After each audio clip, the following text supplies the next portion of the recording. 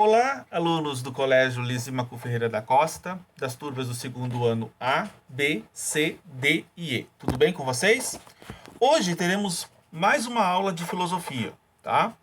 Eu vou retomar as aulas que nós tínhamos visto, né, na semana retrasada, quando eu falei do MIT com relação às teorias políticas. Então essa aula, ela vai ser importante, tá? Para a realização da prova de vocês, tá bom? Eu vou fazer essa aula hoje e amanhã eu faço mais outra e posto para vocês relacionada à ideia do liberalismo, né? E à ideia do comunismo, tá bom? Mas hoje eu vou falar dos autores clássicos relacionados a essa concepção, tá bom? Num primeiro momento, pessoal do segundo ano, tá? Nós lembramos o seguinte, né? Que a política ela surge, de fato, na Grécia Antiga, né? No período da democracia, né? Onde nós tínhamos, por exemplo, a Ágora, né? Que era o local onde o povo se reunia, que era chamada praça pública, o local onde as pessoas discutiam, faziam política, faziam críticas políticas nessa época, né? Que hoje nós temos os comícios, né? Que são os locais onde se faz os discursos políticos, né? Em Curitiba nós temos a Boca Maldita, né? Que é o local onde de fato ocorre a discussão, né? Sobre assuntos políticos, certo? Então existe a questão da praça pública, né? A ideia de que você pode falar das questões políticas, né? Na questão das cidades. E a Acrópole, né? Que era a região mais alta da cidade, era o local onde as pessoas, né? Viam, né? Os territórios chegando até nós, né? Ou seja, as tribos inimigas que atingiam, né? As cidades. E o local onde ficava, de fato, os templos sagrados, né, das antigas religiões gregas, né?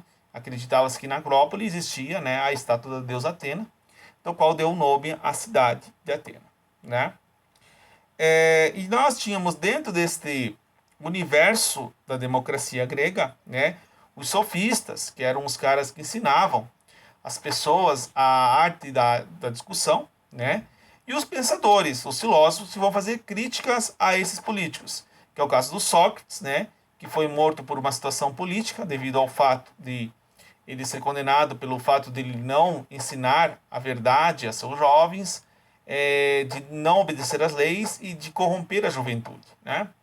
E com isso nós vamos ter um dos principais teóricos políticos da Grécia Antiga, que vai ser Platão, né? Platão ele cria, de fato, um sistema de educação, né, para uma cidade justa, que é o caso da criação do livro A República, né? O livro A República de Platão, vai retratar justamente a questão de como que você tem que educar um cidadão para se tornar um rei, né?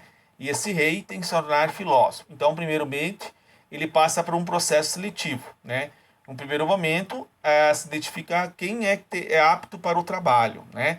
O trabalho braçal, que na época, trabalho braçal, para o grego, era coisa de escravo. Então, o artesão, né? As pessoas que estavam ligadas ao trabalho, né? Não tinham capacidade para pensar. Aí, havia uma segunda classe da qual era selecionada, que era a classe dos guerreiros, né? Isso, tanto os homens quanto as mulheres passavam por esse processo. Então havia aquela educação guerreira para aqueles que passariam por esse processo. Até os 20 anos, né, as pessoas se formavam para o exército, né? Então ele chamava de alma de prata. Quem era da trabalhador era chamada alma de bronze, certo? Então, nós tínhamos então esse processo seletivo muito parecido com aquela ideia, né, da educação espartana, né, de que você tirava as crianças dos 7 anos da família, né, e cabia ao Estado a educação de uma criança. Então, aqui a educação era papel do Estado. A família não tinha como intervir na educação das crianças, né? Então havia esse processo seletivo. Então aqui fala a educação das três classes de Platão. No livro de vocês, na página 257, fala assim: até os 20 anos, todos são educados da mesma maneira. Após a identificação do tipo de alma, ocorre a primeira seleção. Aquele que possui alma de bronze dedica-se à agricultura e ao artesanato e ao comércio, cabendo-lhe, portanto, a subsistência da cidade. A virtude por excelência desse grupo é a temperança, pela qual deveriam controlar os desejos do prazer. Então aqui nós temos, por exemplo, né, que aqueles que sustentam a cidade. E hoje quem sustenta a cidade são as pessoas que moram no campo, né? São as pessoas que produzem o nosso alimento. Os demais continuam os estudos por mais 10 anos, até a segunda seleção, aqueles que têm a alma de prata. São destinados à guarda do Estado, à defesa da cidade, à virtude dos guerreiros, à coragem, exercida pelo domínio sobre o caráter irascível da alma. Aí nós temos a polícia hoje, né? O exército, que são os que defendem a sociedade, né? E os mais notáveis que sobraram dessas seleções anteriores podem ter a alma de ouro. São instruídos a arte de pensar. 2, ou seja, a arte de dialogar. Estudam filosofia, fonte de todas as verdades. E elevam a alma até o conhecimento mais puro. Aos 50 anos, aqueles que passam com os sucessivos pelas séries de provas são admitidos no corpo supremo dos magistrados. Cabe a eles o governo da cidade, por serem os únicos a ter ciência da política.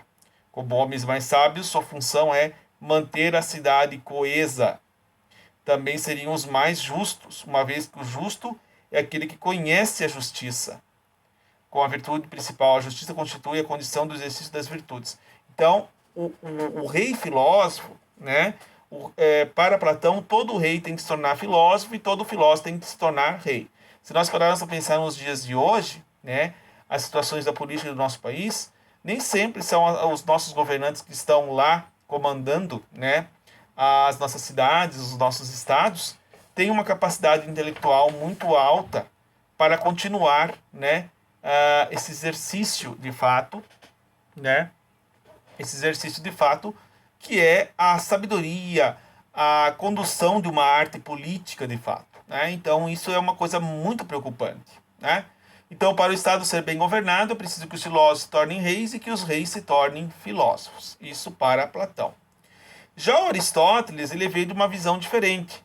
Ele acha que nós não devemos privilegiar uma classe, sofocracia, né, uma aristocracia dos mais notáveis. Ele acredita que todo homem dentro de uma sociedade tem a capacidade de fazer política, né? Então ele diz que todo homem nasce para ser um animal político, né? Um animal político é aquele que tem a capacidade de criticar, de raciocinar, de refletir. Então tem essa capacidade de raciocínio, né? Então ali nós vamos ver aqui no Aristóteles. Então, para ele, recusou o autoritarismo da teoria platônica por considerá-la impraticável e humana, fez críticas à sofocracia por atribuir o poder limitado apenas a uma parte do corpo social aos sábios, né? Então ele diz assim, a concordância entre as pessoas, a ideia de semelhança, o interesse comum, resulta da camaradagem e do companheirismo, a ética do indivíduo por prepará-lo para a vida em comunidade. Então ele pensa naquela ideia da vida em comunidade, né? A justiça distributiva, segundo a qual a distribuição justa é que leva em conta o mérito das pessoas. Não dá igual para os iguais, já que as pessoas são diferentes. Então as pessoas são diferentes, mas o que vai caber ali é a ideia de mérito da situação, né? É conseguir o mérito. As pessoas que sejam desiguais ao mérito, elas devem ter o necessário para a sua vida. Olha só que interessante.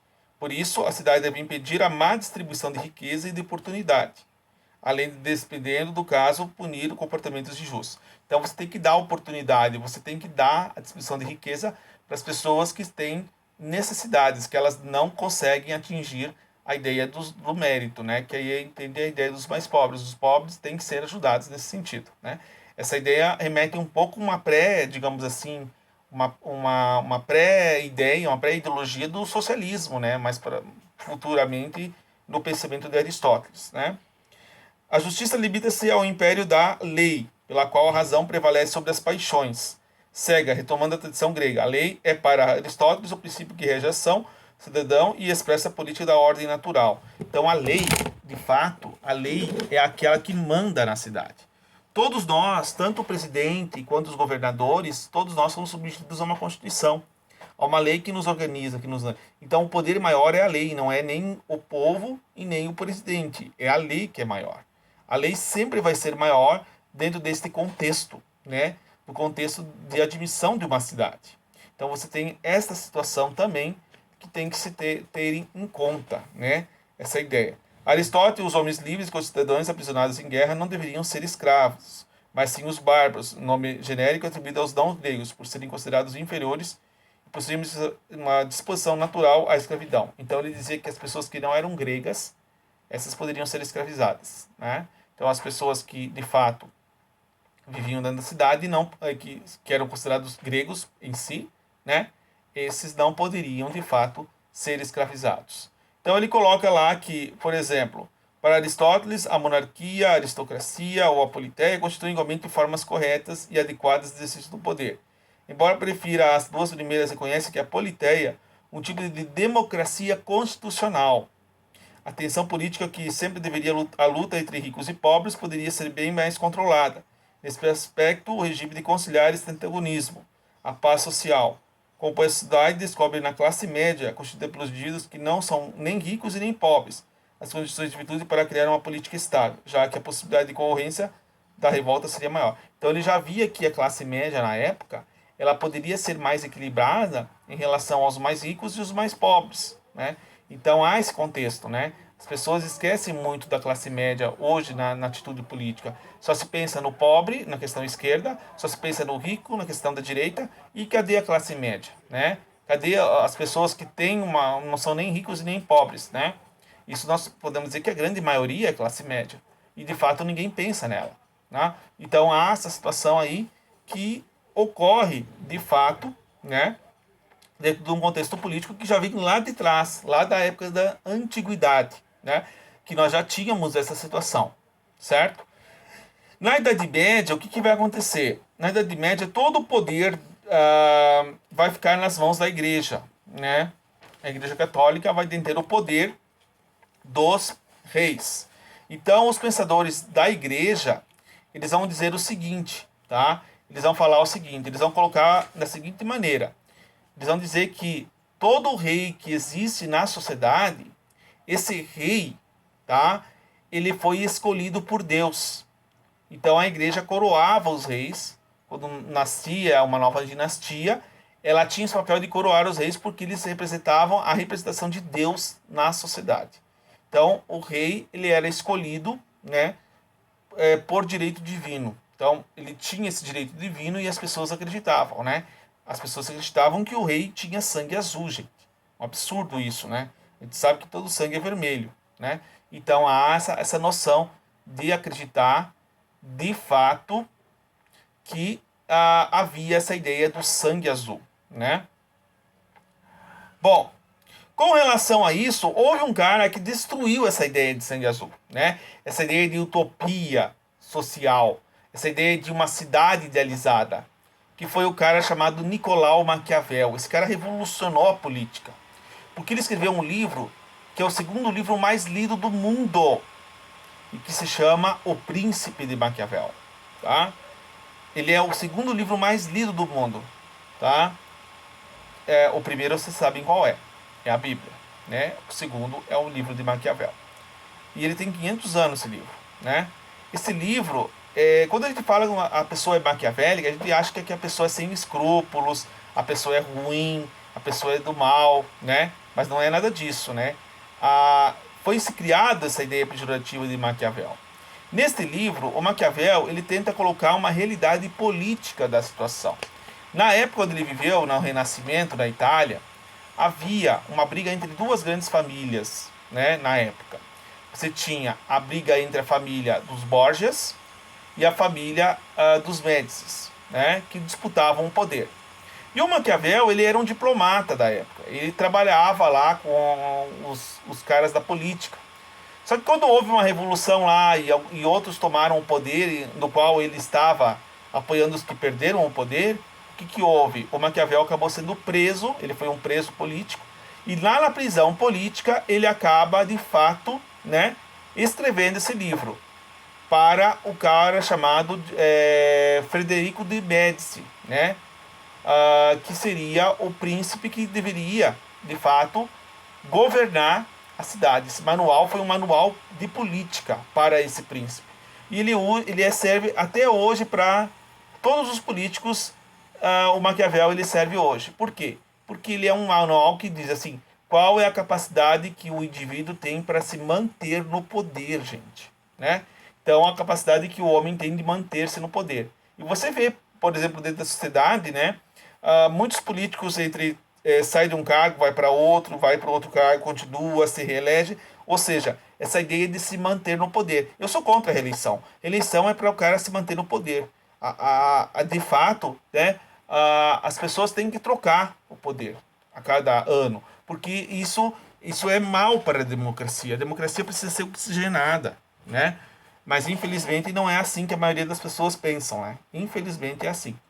E o Maquiavel coloca que para um príncipe poder se manter no poder, ele tem que ter três princípios. Primeiro, ser temido sempre. As pessoas têm que ter medo da pessoa, né? O temer, né? O ter o medo do príncipe, né? Ser temido sempre. Isso está no capítulo 17 do livro do Maquiavel. Nunca o príncipe pode ser odiado, porque se ele for odiado, o seu poder cai à ruína, tá?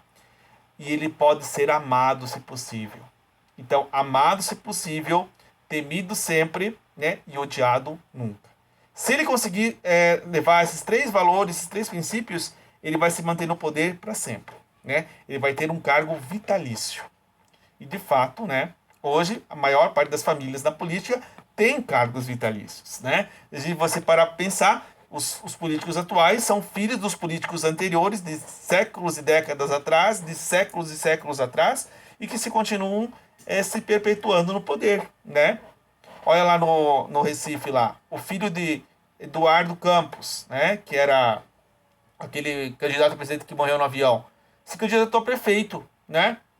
João Campos. No futuro ele vai ser presidente do Brasil, né? Pode ter certeza disso que eu estou escrevendo para vocês aí, né? Porque as pessoas ficaram, quando o cara morreu no avião, disseram, ele era para ser o presidente, mataram o cara. Agora o filho está se candidatando, vocês podem saber qual que vai ser o presidente do Brasil futuro, né? Então eu já tô até falando aqui para vocês. A política brasileira funciona dessa forma. Qual é o motivo da política brasileira? A maior parte das pessoas ainda acredita que existe um salvador da pátria. Tá? Uma pessoa que vai chegar lá e vai resolver todos os problemas que os brasileiros têm. Isso não existe, gente. Tá? O que existe, de fato, é que todos nós, como cidadãos de bem, somos os salvadores da pátria. Somos os super-heróis da pátria. Aí, né? Então, por exemplo, ele define essa concepção. E ele fala dois outros princípios, além daqueles que eu citei para vocês, fala de outros dois princípios que ele vai comentar com relação à ideia de manter-se no poder. A ideia da virtude, ou virtude, no sentido grego de força, valor, qualidade de lutador, guerreiro viril, príncipe de virtude, são governantes especiais capazes de realizar grandes obras e provocar mudanças na história, né? E a fortuna, ou seja, é aquele que tem ou virtude é a capacidade de perceber o jogo de forças políticas para então entender a energia e conquistar e manter o poder. Ou seja, ele consegue ver o jogo de forças que estão acontecendo ali. Esta é a ideia da virtude que o Maquiavel coloca. E a ideia da fortuna, né, significa o acúmulo de riqueza. Sua origem de deusa romana, fortuna, tá? O que significa? Agir bem. O príncipe não deve deixar escapar ocasiões oportunas. De nada adianta ser virtuoso se o príncipe não souber ser precavido. Então você tem que ser oportunista e precavido para que você possa ver a ocasião aonde tal circunstância tem que ser realizada.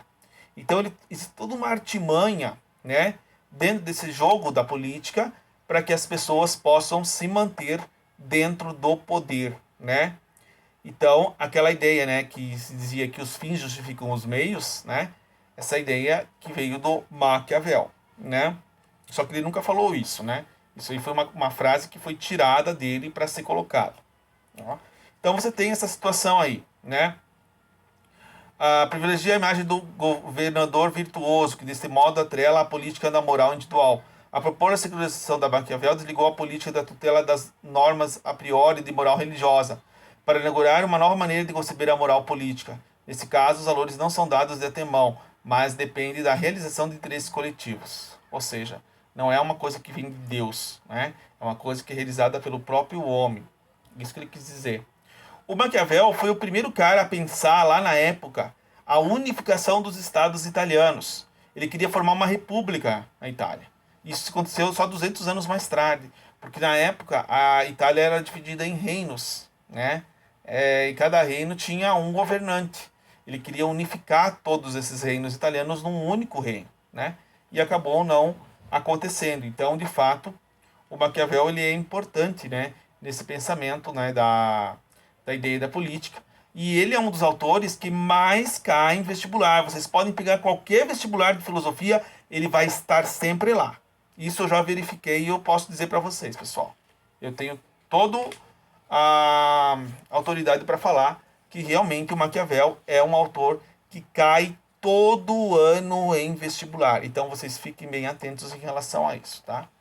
Outro autor muito parecido com o Maquiavel, mas de fato com outro pensamento, né?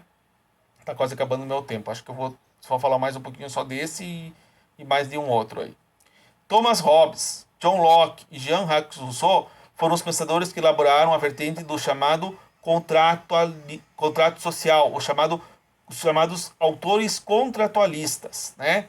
Com base nessa hipótese, o estado de natureza em que o indivíduo viveria como dono exclusivo de si e de seus poderes, os contratualistas se perguntam sobre o motivo que teria levado as pessoas a aceitarem o poder do Estado. Então eles vão dizer como que surgiu o governo, né? Essa são a teoria desses três pensadores. Como, de que forma o governo surgiu dentro de uma sociedade?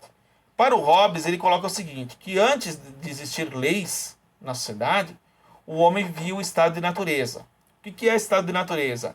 A guerra de todos contra todos, né? Eu não posso confiar no meu amigo ali porque ele pode me matar, ele pode entrar no meu apartamento durante a noite, né?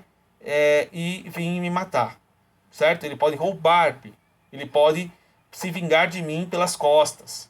Então, ele defende a luta armada. Então, se você vive num estado de guerra civil, né? Da luta de todos contra todos, você tem que ter o porte de arma para se defender.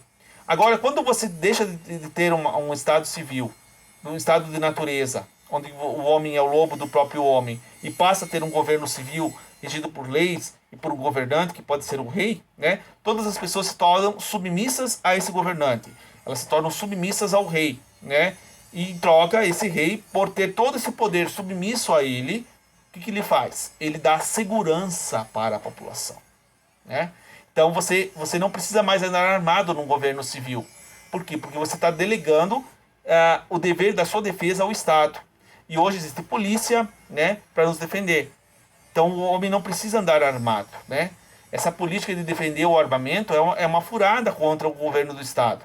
Por quê? Porque o Estado ele tem como princípio, um dos principais princípios básicos, a defesa do cidadão, né? Então ele vai defender o cidadão. O cidadão não precisa andar armado para se defender, né? Então há essa contradição aí, né? O Hobbes diz assim que no estado de natureza, somente onde você não tem leis é que você pode andar armado. Agora, num estado, digamos, onde você tem regras, leis, aí de fato você não precisa andar armado. Eu só defendo, por exemplo, nesta perspectiva de Locke, de Hobbes, a ideia de que quem só pode andar armado são as pessoas que vivem lá lá no interior, nos lugares bem longínquos, onde só tem uma fazenda e tal. Ali sim, porque você ali está sozinho, você não tem ninguém que possa vir ali, alguém pode te assaltar, né? Ali eu acho que ali é até válido você ter uma arma. Agora, dentro da cidade, não, né? Dentro da cidade você tem a polícia que possa te defender, né? Esta é a principal diferença. Com relação ao Locke, que é um outro autor do liberalismo, ele é o pai do liberalismo, é o pai do capitalismo, de fato. E ele cria o segundo tratado do governo civil, né? Que ele foi um dos principais membros da atuação para criar a monarquia constitucionalista na Inglaterra, a monarquia parlamentarista. Então, o rei reina, mas não governa. Quem governa é o parlamento, né? Então ele vai dizer assim, né? Qual que é o primeiro princípio para que o ser humano possa ser livre na sociedade de Locke? É o homem ter o direito à propriedade privada. Porque se ele tem direito à propriedade privada, ele tem poder, né? E qual que foi a primeira propriedade privada para o Locke? Foi o nosso próprio corpo, né? Nós somos donos do nosso próprio corpo, é o nosso corpo, a nossa força de trabalho de fato o que dá diante disso, né, a nossa capacidade de se tornarmos livres, né? O poder político não deve ter se determinado por condições de nascimento, bem como cabe ao Estado garantir a tutela do livre exercício da propriedade, da palavra e da iniciativa econômica. Para Locke, o poder legislativo é o poder supremo, a qual devem subordinar todas as outras instituições. O poder legislativo é o poder dos deputados, dos senadores, do parlamento, que cria as leis, né? Esse, para Locke, deveria ser o poder maior. Como representante dos ideais burgueses, Locke enfatizou a preservação da propriedade no sentido amplo por tudo que pertence a cada indivíduo, ou seja, sua vida, que é uma propriedade, sua liberdade e seus bens. Portanto, mesmo que não possui bens, é proprietário de sua vida e do seu próprio corpo, né? E do seu próprio trabalho. Isso todo indivíduo tem como direito básico, né? A sua vida, o seu trabalho e o seu corpo. Que isso, né, é uma coisa básica. As concepções de liberdade em Locke, entretanto, não é ampla no sentido de seu alcance, pois apenas os que possuem riqueza significativa têm plena cidadania, podendo votar e ser votado. Ressalta desse modo o elitismo, que persistiu na raiz do liberalismo, já que a igualdade defendia era de natureza abstrata, geral e puramente formal. Quando só os mais ricos gozam da plena cidadania, não existe possibilidade de igualdade real. Então, de fato, há uma certa divergência, né? Porque nem todo mundo tem propriedade, né? Nem todo mundo tem igualdade nesse sentido. Então acaba, de fato, ocorrendo essa situação, né? Eu vou gravar uma outra aula, mas menor, também junto com essa aqui, para eu falar do Rousseau e do Montesquieu, porque senão não vai dar o tempo aqui para nós tentarmos terminar sobre as teorias políticas, pessoal, tá bom? Então eu agradeço a todos vocês, né, nesse momento aqui da aula. Espero que vocês assistam essa aula, que vai ajudar, de fato, a vocês realizarem a prova. Eu não vou cobrar mais exercício de vocês, porque vocês já fizeram o trabalho de recuperação, o trabalho da Semana do Conhecimento, a prova, então é muita coisa já. Então eu vou deixar só a aula gravada ali e postar para vocês, né? E postar alguns vídeos do Locke, do Maquiavel aí, para que vocês possam ter, né, como um conhecimento básico, né, para a situação aí que vão precisar para o final do ano aí agora, né? E daí o ano que vem, não se sabe como é que vai ser, né? Eu retomo novamente esses autores aí para nós discutirmos, né, sobre a situação política, né? Tá bom? Eu vou retomar só questão política o ano que vem, porque a ética nós já vimos bastante, né? Desde o começo do ano e agora eu pedi esses trabalhos de retomada de conteúdo, então isso tudo, né? De fato, já vai estar concretizado. Eu vou só retomar o conceito da política com vocês, que não ficou muito, né, devido ao final do ano, tá bom? Eu agradeço a todos, né? Espero que estudem, tá bom? E até mais.